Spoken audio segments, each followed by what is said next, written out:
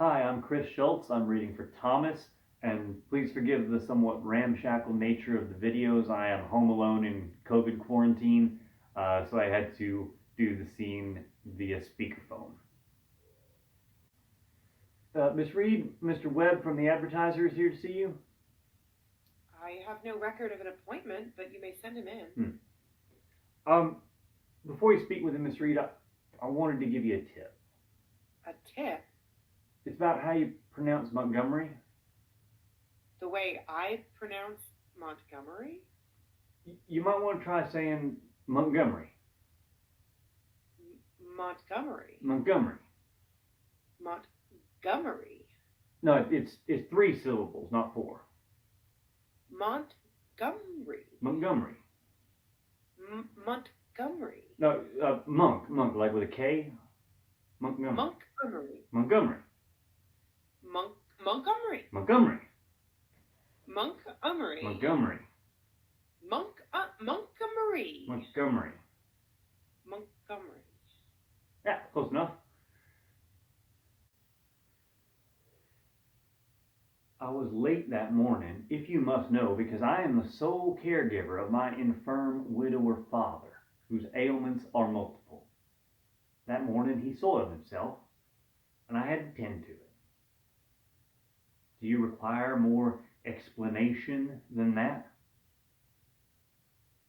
I'm a private person, Miss Reed. I am a bookish, peculiar 28-year-old man who still lives with his father, out of obligation to him, or maybe out of fear that if I leave that house, I will have to face myself and my place in this world.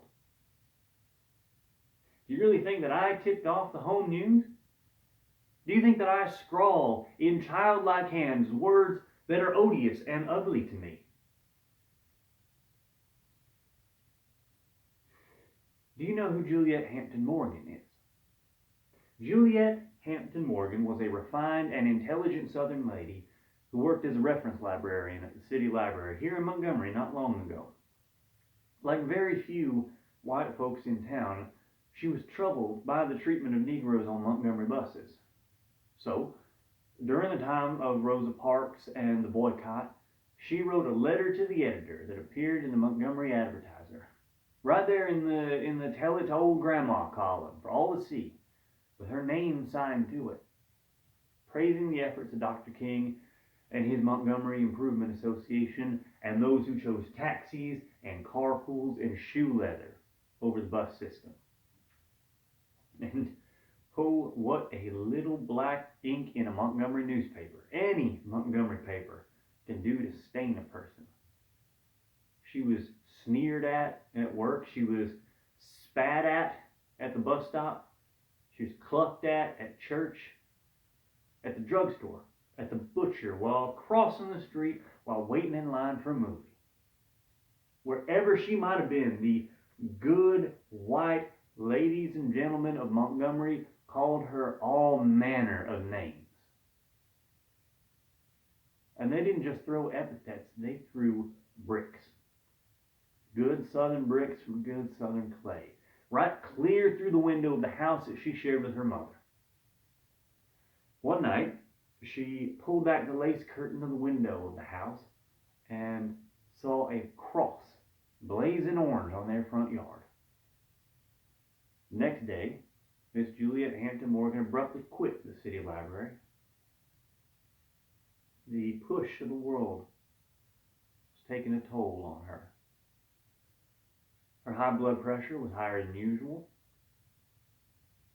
One night at bedtime, she took her prescription pills, perhaps 1 or 2 extra for reinforcement, and switched off the lamp. And never woke to see another morning in Montgomery.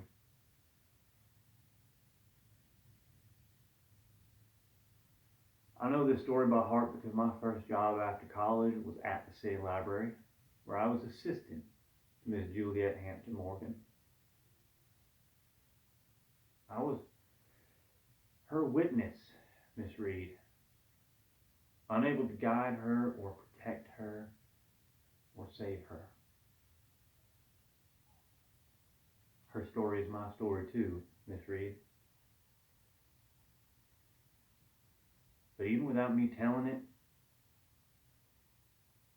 you should have thought better of me.